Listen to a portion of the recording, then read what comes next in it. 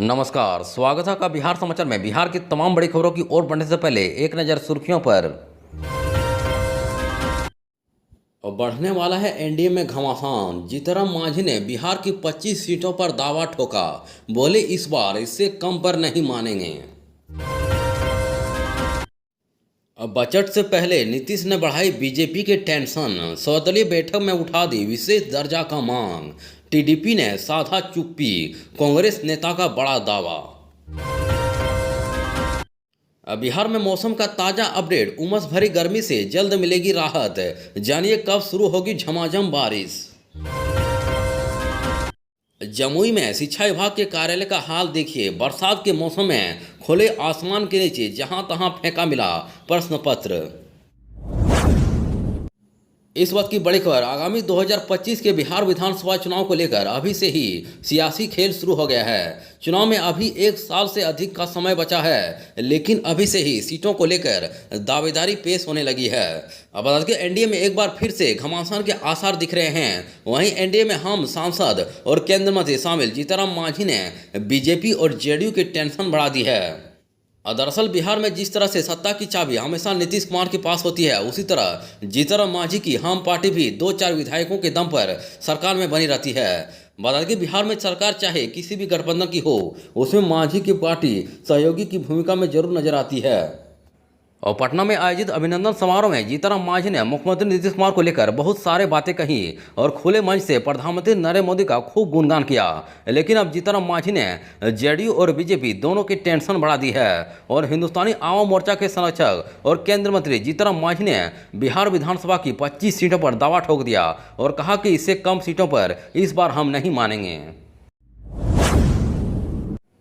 इस वक्त की बड़ी खबर। 22 जुलाई से शुरू हो रहे संसद के बजट सत्र से पहले जेडीयू ने बीजेपी की टेंशन बढ़ा दी है। दरअसल 23 जुलाई को केंद्र सरकार आम बजट पेश करने वाली है, लेकिन इससे पहले दिल्ली में हुई सर्वदलीय बैठक में जेडीयू ने बिहार को विशेष राज्य का दर्जा देने की मांग उठा दी है। वहीं जेडीयू के साथ साथ वाईएसआरसीपी ने भी आंध्र प्रदेश के लिए विशेष दर्जा की मांग की है। हालांकि चंद्रबाबू नायडू की पार्टी टीडीपी ने चुप्पी साध ली है। वहीं सर्वदलीय बैठक के बाद कांग्रेस नेता जयराम रमेश ने दावा किया है कि बैठक में 3 राज्यों ने खुद के लिए विशेष दर्जा की मांग की है। वहीं सर्वदलीय बैठक में एनडीए में शामिल नीतीश कुमार की पार्टी जेडीयू ने बिहार को विशेष दर्जे देने की मांग उठाई है, जबकि वाईएसआरसीपी ने भी आंध्र प्रदेश के लिए विशेष राज्य की दर्जे की मांग उठाई गई है। लेकिन इस सबके पीछे चंद्रबाबू नायडू की पार्टी ने चुप्पी साध रखी थी। वहीं जदयू पक्ष में हो या विपक्ष में हो, हमेशा विशेष दर्जा की मांग केंद्र के सामने उठाती रहती है। अब बता दें कि बजट सत्र की चर्चा शुरू होने के साथ ही जदयू ने अपनी पुरानी मांग को फिर से उठाना शुरू कर दिया है। जदयू के नेता लगातार बिहार को विशेष दर्जा या स्पेशल पैकेज देने की मांग कर रहे थे। वहीं जदयू के साथ साथ वाईएसआरसीपी ने भी केंद्र सरकार से आंध्र प्रदेश को विशेष दर्जा की मांग कर दी है। इस वक्त की बड़ी खबर। बिहार में मानसून कमजोर पड़ गया है। वहीं पिछले कई दिनों से बारिश नहीं होने से उमस भरी गर्मी से लोगों की परेशानी बढ़ गई है और लोग बेसब्री से बारिश का इंतजार कर रहे हैं। वहीं इसी बीच मौसम विभाग ने बारिश को लेकर पूर्वानुमान जारी किया है और बताया कि 2 दिन बाद बिहार में एक बार फिर से मानसून जोर पकड़ेगा। दरअसल मौसम विभाग के मुताबिक आगामी 23 जुलाई से मानसून के फिर से जोर पकड़ने की संभावना है और फिर से बारिश का दौर शुरू होने की उम्मीद है। वहीं पटना में सुबह से ही लोगों को उमस भरी गर्मी का एहसास होने लगा है। जैसे जैसे दिन चढ़ता है उमस और भी बढ़ जाता है। वहीं मौसम विभाग के पूर्वानुमान के मुताबिक 23 जुलाई से राहत मिलने की संभावना है। अब बता दें कि मानसून कमजोर पड़ने की स्थिति में कुछ इलाकों में हल्की बारिश हो सकती है, लेकिन जोरदार बारिश की संभावना नहीं है। वहीं अगले 2 दिनों के बाद हालात में सुधार होने की संभावना है। अब बता दें कि राज्य में बारिश नहीं होने से कृषि कार्य में बुरी तरह से प्रभावित हो गया है। जिन इलाकों में नहरें हैं वहां किसी तरह से धान की रोपनी हो रही है।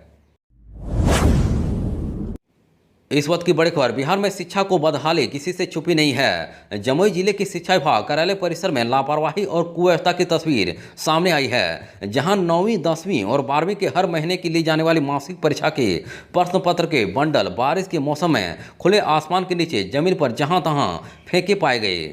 अब बता दें कि खुले आसमान के नीचे फेंके गए बंडल को विभिन्न विद्यालय के शिक्षकों द्वारा अपने विद्यालय कोड के अनुसार प्रश्न पत्र ढूंढते दिखे गए। वहीं इस दौरान प्रश्न पत्र को ढूंढते शिक्षक परेशान दिखे। हर एक शिक्षक को अपने स्कूल के लिए प्रश्न पत्र को ढूंढने में करीब 1 घंटे का समय लग रहा था। हालांकि शिक्षक अपने परेशानी को बताने में डर रहे थे, कार्रवाई के डर से। वहीं शिक्षक दबी जुमा कर रहे थे कि यह कोई तरीका का क्वेश्चन पेपर देने का है। वहीं एक महिला शिक्षक ने कहा कि कल से परेशान हैं, क्वेश्चन पेपर खोजने में लगे हैं।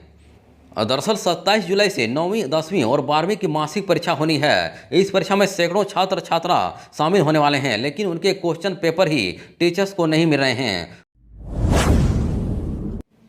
पथ निर्माण विभाग के सर्वे में चौंकाने वाला खुलासा। अब तक की जांच में बिहार के 12 पुल बेहद खतरनाक, तत्काल मरम्मत की दरकार। दरअसल बिहार में एक महीने के भीतर एक के बाद एक दर्जनों पुल ध्वस्त हो गए। लगातार पुलों के गिरने की घटना को लेकर सरकार की खूब किरकिरी हुई, जिसके बाद पथ निर्माण विभाग ने सभी पुलों का सर्वे कराने की बात कही थी। वहीं पथ निर्माण विभाग की जांच रिपोर्ट में राज्य के 12 पुलों बेहद खतरनाक पाए गए हैं, जिन्हें तत्काल मरम्मत की दरकार है।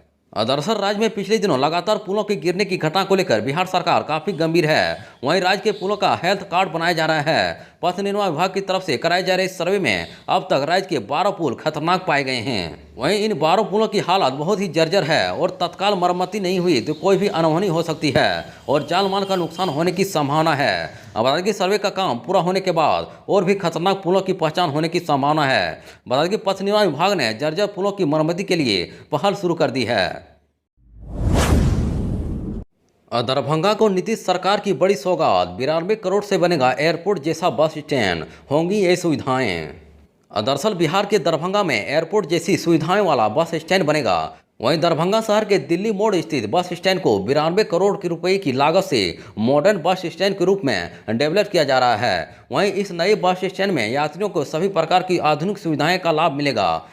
अब बता दें कि यह जानकारी शनिवार को नगर विधायक संजय सारगवी ने दी है। उन्होंने कहा कि पुराने बस स्टैंड का स्वरूप बदलकर 6.2 एकड़ में नए बस स्टैंड का निर्माण किया जाएगा।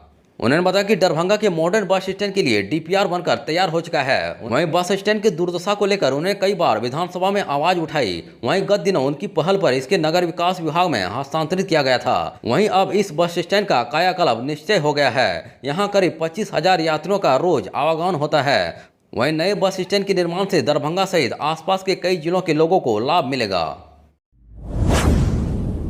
ट्रैफिक नियम तोड़ने पर पुलिस ने मेडिकल स्टूडेंट को रोका, जमकर हुई झड़प, कई घायल। दरअसल बिहार के मुजफ्फरपुर से एक सनसनीखेज खबर निकलकर सामने आ रही है। यहां पुलिस की टीम और MKHCH में मेडिकल कॉलेज के छात्रों के बीच हिंसक झड़प हुई है। इस झड़प में आधा दर्जन से अधिक मेडिकल के छात्र घायल हो गए हैं। वहीं छात्रों की ओर से की गई रोड़ेबाजी में पुलिसकर्मी भी घायल हो गए हैं। बता दें कि घायल छात्रों का मेडिकल कॉलेज में इलाज किया जा रहा है। वहीं इस घटना से आक्रोशित छात्रों ने मेडिकल की इमरजेंसी सेवा ठप करा दी है। यहाँ मेडिकल कॉलेज का एक छात्र देर रात बाइक से अपने हॉस्टल लौट रहा था, तभी MKHCH गेट पर अहिल्यापुर थाने की पुलिस ने उसे ट्रैफिक नियम के उल्लंघन को लेकर रोका। इसके बाद पुलिस और युवक में बहस शुरू हो गई। वहीं मेडिकल छात्रों ने फोन कर अपने साथियों को भी गेट पर बुला दिया। इसके बाद पुलिस और छात्रों के बीच हाथापाई भी हुई।